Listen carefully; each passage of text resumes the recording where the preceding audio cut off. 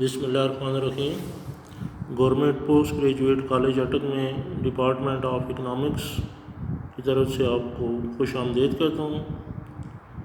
MA economics part 2 session 2019-21 को आज मैं इकोनोमेटिक्स थ्योरी एंड एप्लीकेशन इसके मुतल्लिक chapter 1 the nature of econometrics उसमें क्वेश्चन जो है the nature definition and scope of econometrics ये बताऊंगा। लास्ट लेक्चर के अंदर मैंने इस क्वेश्चन का कुछ हिस्सा आपको बताया था, the nature definition and scope of इकोनोमेटिक्स।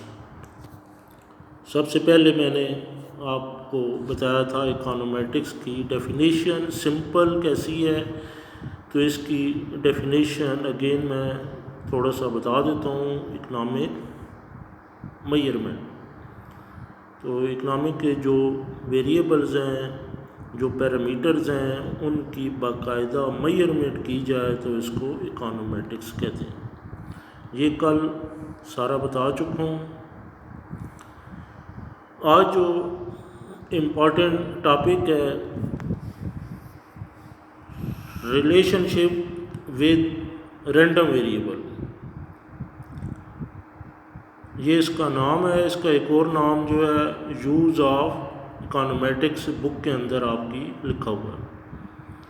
Uses और यूज़ ऑफ इकोनोमेटिक्स, इकोनोमेटिक्स किस जगह यूज़ होता है, इकोनॉमिक्स के साथ कैसा रिलेशनशिप पाया जाता है, मैथमेटिक्स के साथ कैसा है, स्टैटिस्टिक्स के साथ कैसा है, ये अभी मैं आपको बता दूँ। The most important feature of economic relationship is that it contain a random element which however is ignored by economics theory and mathematical economics. It shows the exact relationship between the various economic magnitudes. तो इस paragraph के अंदर एक important feature जो है वो बताया गया है।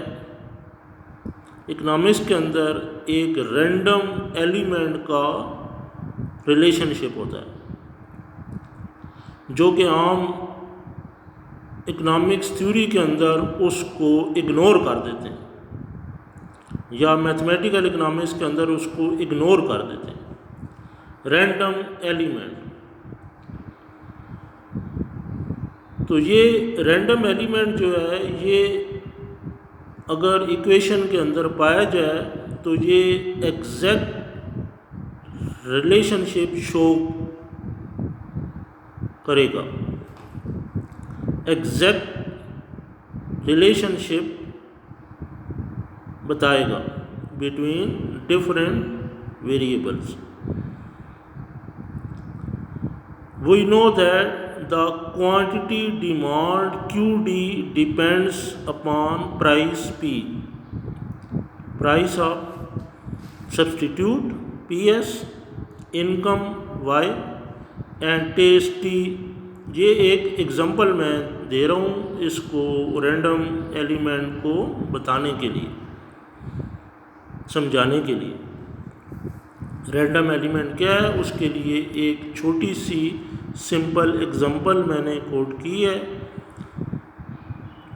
इसकी फंक्शनल फॉर्म है QD equal to F bracket P comma PS comma Y comma T bracket close.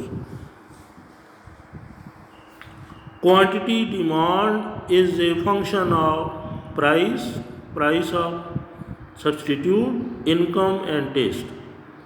ये फंक्शनल रिलेशनशिप पाया जाता है। QD लेफ्ट साइड है और 4 वेरिएबल्स जो हैं वो राइट साइड है। टोटल 5 वेरिएबल्स हैं। जो 4 राइट साइड हैं वो इंडिपेंडेंट वेरिएबल्स हैं और जो लेफ़्ट साइड एक वेरिएबल है वो डिपेंडेंट वेरिएबल।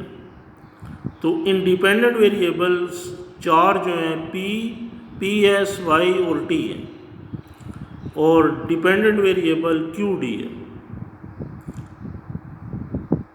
ये शो करते हैं कि ये जो 4 फैक्टर्स हैं ये डिमांड के ऊपर असरअंदाज होते हैं, इफ़ेक्ट करते हैं डिमांड को। सबसे ज़्यादा जो इफ़ेक्ट करता है वो प्राइस है। प्राइस की वजह से डिमांड एक्सपैंड वगैरह होती है और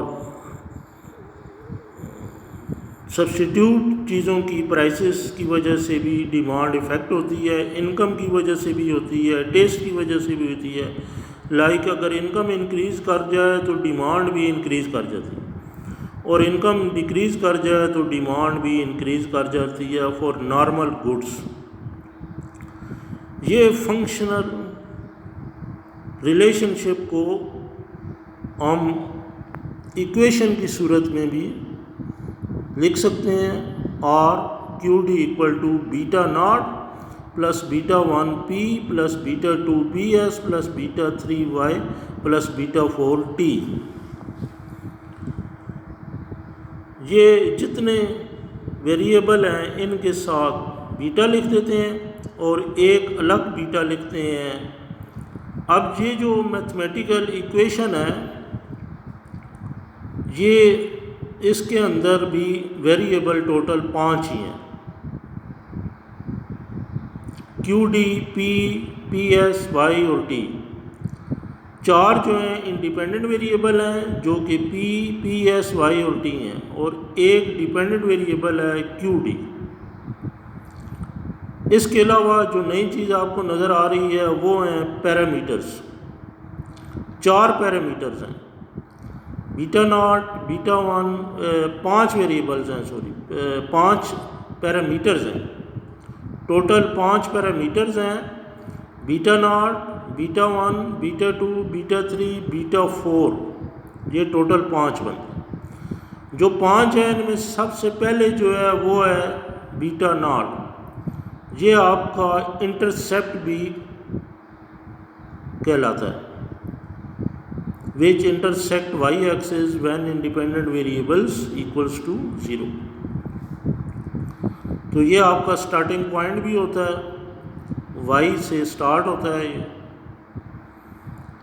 और फिर जो 4 पैरामीटर्स हैं beta 1, beta 2, beta 3, beta 4, coefficient ये कहलाते हैं। कोफिशिएंट p का कोफिशिएंट बीटा 1 है, ps का कोफिशिएंट है बीटा 2, y का कोफिशिएंट है बीटा 3, t का कोफिशिएंट है बीटा 4। तो ये 4 कोफिशिएंट। जो पहले आप मैथमेटिकल इक्वेशन करते थे उसके अंदर ये a, b, c, d, e भी आता है। वही बात है, ये भी उन्हीं की ये शेप है। तो इस बुक के अंदर जो मैंने फर्स्ट लेक्चर में बताया था, इकोनोमेटिक्स की बुक जो है उसके अंदर ज़्यादातर ये सिंबल यूज़ होते हैं, beta not, beta 1, beta 2, beta 3।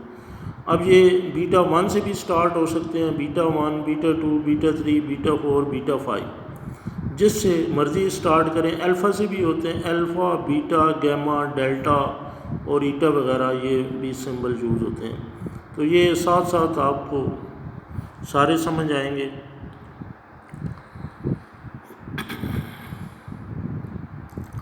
अब जो है ख़ास बात जो है कि आल्सो क्वांटिटी डिमांड ये फंक्शन है invention of new product, A war, professional change, institutional change in law, seasonal change.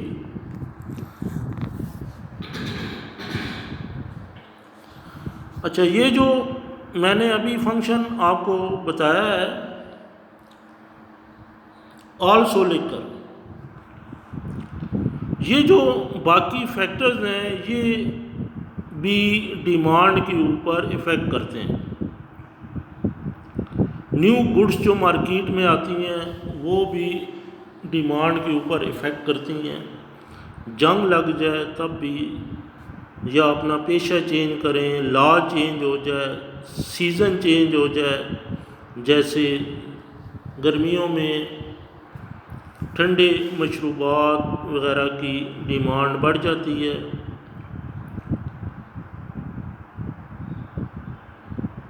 वगैरह वगैरह।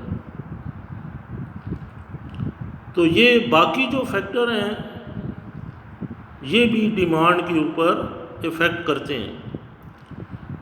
नीचे आप देखें तो अगली लाइन में लिखा है the above variables effect quantity demanded but however we ignore these variables. अब ये जो बाकी वेरिएबल्स हैं ये भी डिमांड के ऊपर इफ़ेक्ट करते हैं, लेकिन हम इनको इग्नोर कर देते हैं, डिस्कस नहीं करते। आपने देखा है पहले 4 वेरिएबल डिस्कस हुए थे, पी एस वाई और टी, जबकि इनका कोई ताल्लुक नहीं था। Full stop. These variables play a vital role for demand of any commodity. ये भी जो है, ये वेरिएबल्स जो हैं ये भी बहुत अहम किरदार अदा करते हैं डिमांड के ऊपर, लेकिन हम इनको इग्नोर कर देते हैं। अब अगला पॉइंट है बड़ा important. These variables are referred to as the random variables and these variables are denoted by UI, VI,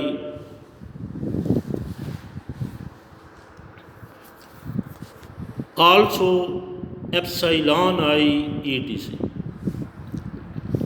अब ये जो वेरिएबल्स बताए हैं इन वेरिएबल्स को रैंडम वेरिएबल्स कहते हैं और इनको सिंबल की सूरत में लिखते हैं। UI भी लिख सकते हैं, VI भी लिख सकते हैं, एप्सिलॉन I भी लिख सकते हैं वगैरह। Hence exact relationship shows as quantity demand is a function of P, PS, Y, T और UI साथ आ गए। कोई भी एक रैंडम वेरिएबल को सिंबल बनाकर वो फंक्शन में ऐड कर देते हैं। तो अब आपके पास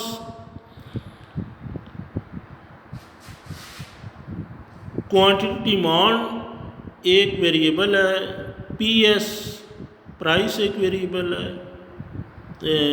P प्राइस एक वेरिएबल है, PS प्राइस ऑफ सब्स्टिट्यूट ये एक वेरिएबल है, Y जो है इनकम ये एक वेरिएबल है, T टेस्ट ये एक वेरिएबल है, UI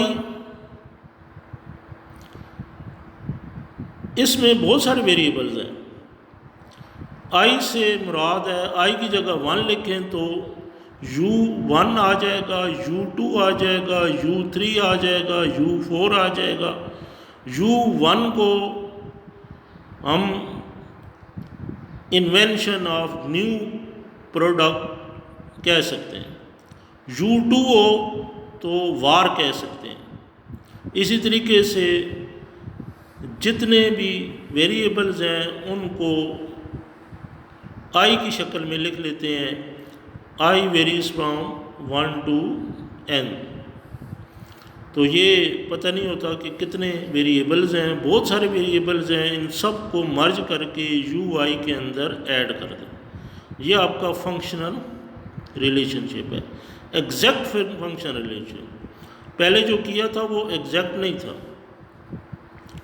और अगर इसको मैथमेटिकल इक्वेशन में लिखें तो QD equal to beta naught plus beta 1 P plus beta 2 PS plus beta 3 Y plus beta 4 T plus UI। ये वही पहले वाली इक्वेशन है, सिर्फ एक UI ऐड हो गया, UI के साथ बीटा नहीं लिखते, क्योंकि इसके अंदर बहुत सारे पैरामीटर्स हो सकते हैं और वो अलग अलग एक्सप्लेन नहीं हो रहा है, इसलिए बीटा नहीं लिखते। ये बीटा जो 5 आपको नज़र आ रहे हैं, इनकी वैल्यू मालूम करनी होती है, जो कि चैप्टर 2 के अंदर आपका सारा कोर्स है। इसमें बीटा नॉट हो सकता है, बीटा 1, 2 पैरामीटर्स हो सकते हैं जिनकी वैल्यू मालूम करनी होती है, 3 पैरामीटर्स हो सकते हैं, बीटा नॉट, बीटा 1 और बीटा 2। तो इसी तरीके से ये 4 भी हो सकते हैं, लेकिन 4 का कभी क्वेश्चन नहीं आया, 3 तक ही आते हैं। 3 पैरामीटर्स की वैल्यू मालूम है, यू आई की नहीं। अगली लाइन आप देखें तो डिटर्मिनिस्टिक पोर्शन जो है, ये आपका पहला जो हिस्सा है, beta naught plus beta 1p plus beta 2ps plus beta 3y plus beta 4t। इसका एक नाम रखते हैं डिटर्मिनिस्टिक पोर्शन। और दूसरा जो अगला हिस्सा है वो रैंडम और डिस्टर्बेंस वेरिएबल, जो कि यू आई है, ये इसका नाम है। और भी नाम आएंगे आगे, मैंने फ़िलहाल ये वाले नाम आपको बताए हैं, रैंडम और डिस्टर्बेंस वेरिएबल यू आई। इस यू आई की जो है मज़ीद भी और भी नेम है, जो कि अगले लेक्चर के अंदर आपको बताऊंगा। फ़िलहाल इकोनोमेटिक्स के अंदर ये आप देख लें कि कैसे ये ऑपरेट करते हैं। अभी ये मैं जो आपको आज बताया है, इसको ये उसी क्वेश्चन का हिस्सा है, क्वेश्चन नंबर 1 का। तो इसका एक और टॉपिक आपका रहता है, वो अभी मैं आपको बताता हूँ। अल्लाह हाफ़िज़।